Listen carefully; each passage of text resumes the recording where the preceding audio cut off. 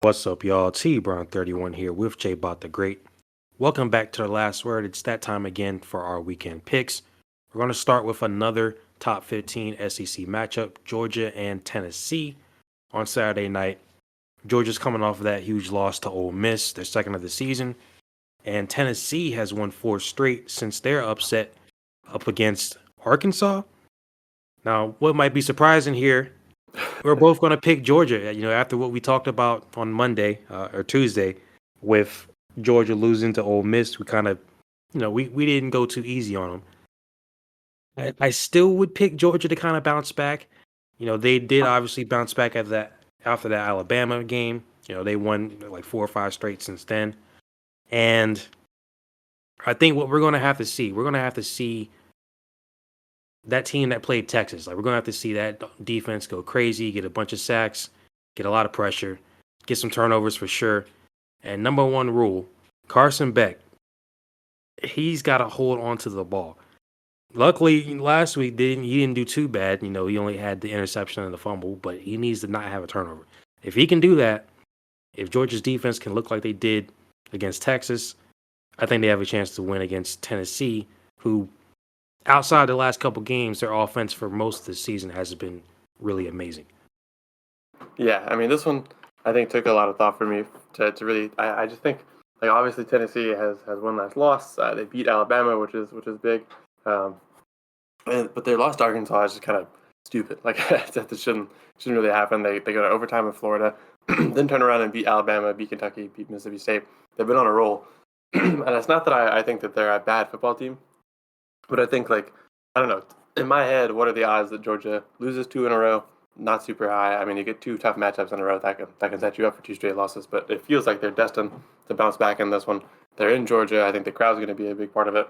I think if Carson Beck can keep the ball in Georgia's possession, which would be a little easier to do, against Tennessee. I mean, Tennessee's defense is good, but I do think that Georgia can, prepare for this one.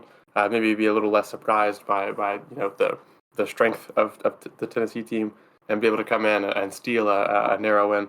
I do think it's, at this point it is being stolen. Right, they're the lower team. They need this one for sure. Tennessee would love to have this one and stay atop the SEC. I think it's possible. I don't think you should count Tennessee out in this game. I don't think this will be a wash. They've been good. Their defense has been stingy.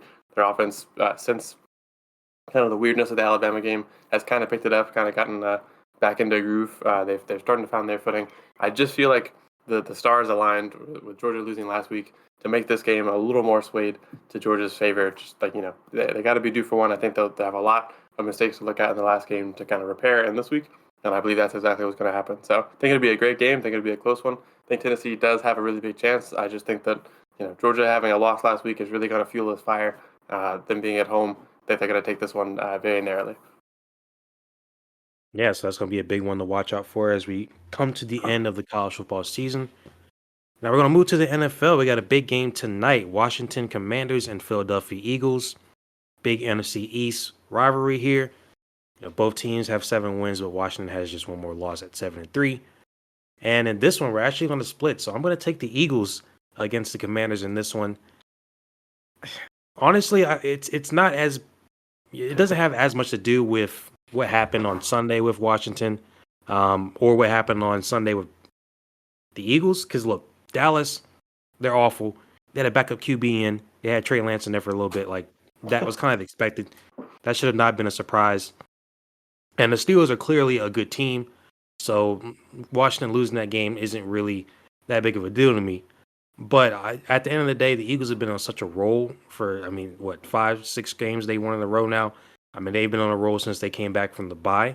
And look, neither team has really played amazing competition yet. Like, if we're going to be honest here, the Eagles' best win is probably against Green Bay. And maybe the Bengals win, even though the Bengals, obviously, record-wise, they're not good either. But, they put up almost 40 against that Cincinnati defense.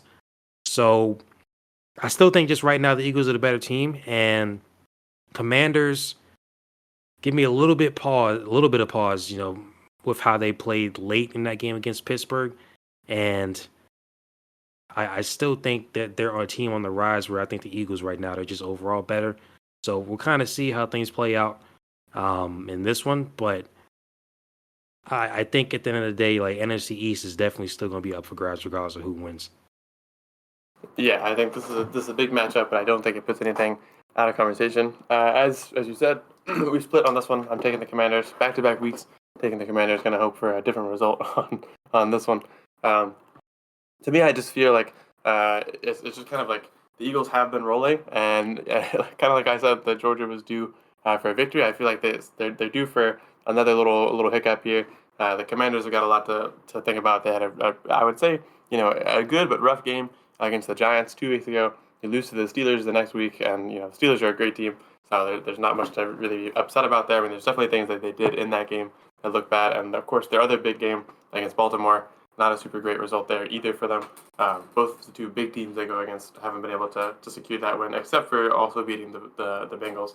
But again, record-wise, Bengals don't hold up. I think that really, I believe that this offense is going to click on a few more cylinders than they did last week. I think Jaden Daniels is going to play a little bit better football, maybe get a little more involved personally with the touchdown scoring. And I do think that the Eagles will probably get one of the two of these games, and maybe it's a crazy pick to say that the Commanders get the Eagles in Philly and the Eagles would get the Commanders in Washington. But I'm going to take the Commanders here. I just trust that offense will heat up. I think the Eagles have been really rolling, and they look like a good team. I mean, they had that weird loss to the Buccaneers after the weird win against the Saints, and they went on bye week and came back a completely different squad. Haven't really thought about losing since. So it's got to happen at some point. I mean, maybe it doesn't, but I think that the Commanders are going to take one here. Just a little too much offense. I think that these two teams will probably go score for score, as with some of the other big Commanders games, and I think the Commanders could take this by 2 to 3 points. Yeah, fair enough. Definitely should be a close one though. Same as this one. Steelers, Ravens. So again, two teams with 7 wins, 7-3 for the Ravens. Pittsburgh Steelers are 7-2, playing their first divisional game of the season. I think the Bears are the only other team that have yet to play a divisional game, which is crazy because we're just a little over halfway through with the season at this point. And in this one, despite what we just said about the Steelers, we're both going to pick the Ravens. Um, I was a little bit worried about that pick, considering the Steelers did pick up that win last week against Washington. Um, but look, I think if we see the Ravens that we saw in the second half, not the first half last Thursday, because that was basically an embarrassment. They did nothing. If we see the Ravens that we saw in the second half, even against a pretty good Steelers defense, I think Ravens can. I don't want to say put up too many points because generally these matchups are always like, 6, 17, 16, like 15, 14, some weird score. And even with both these offenses, being good, the Ravens offense definitely better, but Steelers offense is starting to come on since they've put Russell Wilson back there.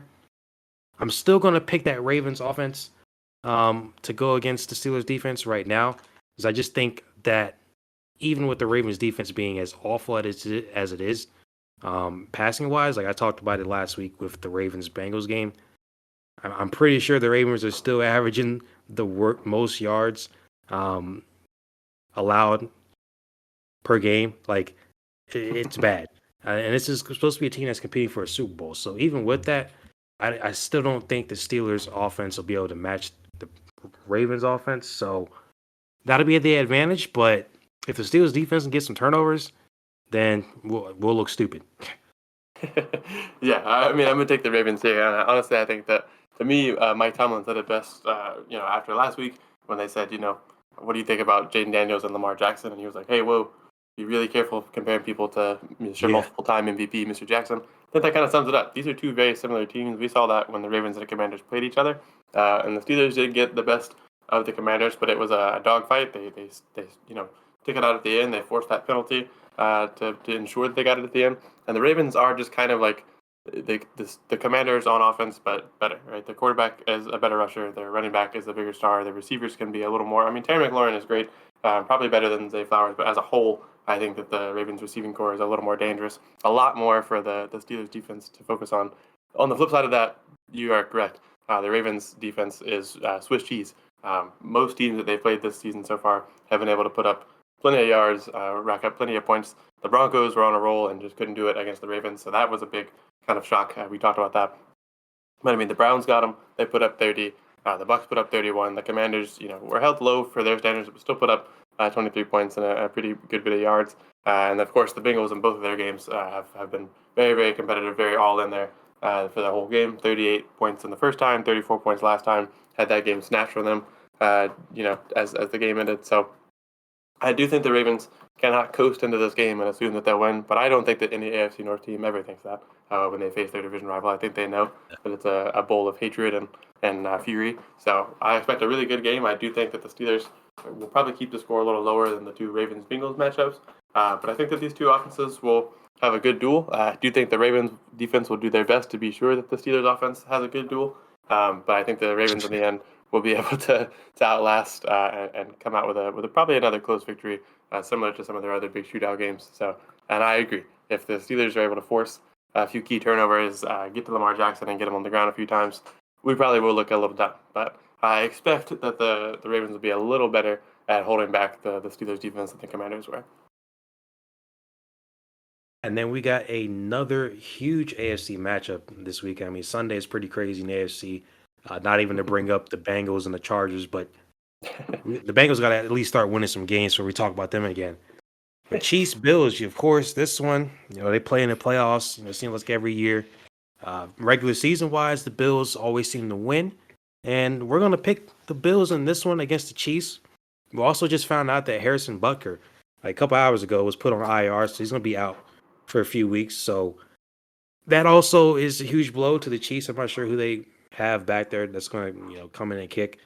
I'm assuming they've got somebody that they can bring in real quick, but that's going to be a detriment to them on Sunday, especially special teams won that game against Denver. So not having your All Pro, one of the best kickers in the league out there, it's going to be an issue. But I think the Chiefs, look, people might want to say, oh, they're the worst 9-0 team ever, or they're not really that good. They've been skating by, and it's like, I think we just have to accept that the Chiefs' offense is not what it used to be.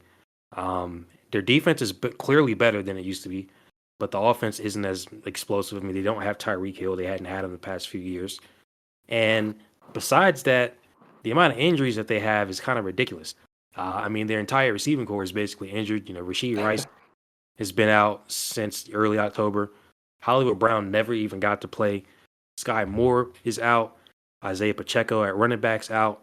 And the Juju Smith-Schuster missed some time. So, obviously the offense isn't as good, but they haven't had any receivers out there to throw the ball to. I mean, it's been Kelsey and, Xavier Worthy and a couple other guys, but they haven't had much. So I think in this one, with the way the Bills have been playing, after they had those couple bad losses to the Ravens and Texans, they've been on a roll for the most part. They've been putting up points. And as good as that defense has been for the Chiefs, I'm not sure if they'll be able to match them in this one. And if they played in the playoffs, I'll probably pick the Chiefs again, as they usually win. But I think, like you were saying earlier, I think the Chiefs are kind of due for a loss here. So I'm going with the Bills. Yeah, it's a pretty tough and unprecedented thing to actually complete a fully undefeated season. I mean, eventually it just feels like something goes wrong and you give one up. Felt like it was going to happen last week against Denver, but the special teams lockdown forced that big turnover there at the end. Tampa Bay, it gets to overtime. Chiefs get the ball first. We know what that means. Things like that. Keep going the Chiefs' way, and not in a crazy way. I mean, I will obviously make the jokes that the Chiefs have dark magic on their side, but it does feel like their defense and their special teams have definitely gotten them through some very gritty situations.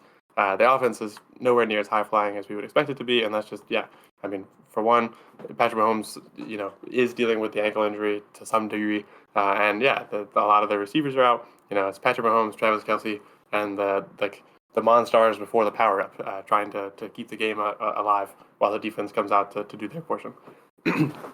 Nonetheless, they are 9-0, but I do think that the Buffalo Bills are just a little more trustable here, right? They've had some bad losses, and I actually think, and this might just be coping, I think that is more helpful for a season and for preparing for games like this than it is to have coasted through everybody. Not that the Chiefs have coasted by any means. That's everyone's complaint, is that they have not coasted. But the Bills, I think, are good. They're battle tested. They just faced off against a pretty tough Miami team at full strength a few weeks ago. Got that one out at the end of the game. They faced a Colts team who's been really weird, but they were able to put that one to bed, beat up the Seahawks, beat up the Titans.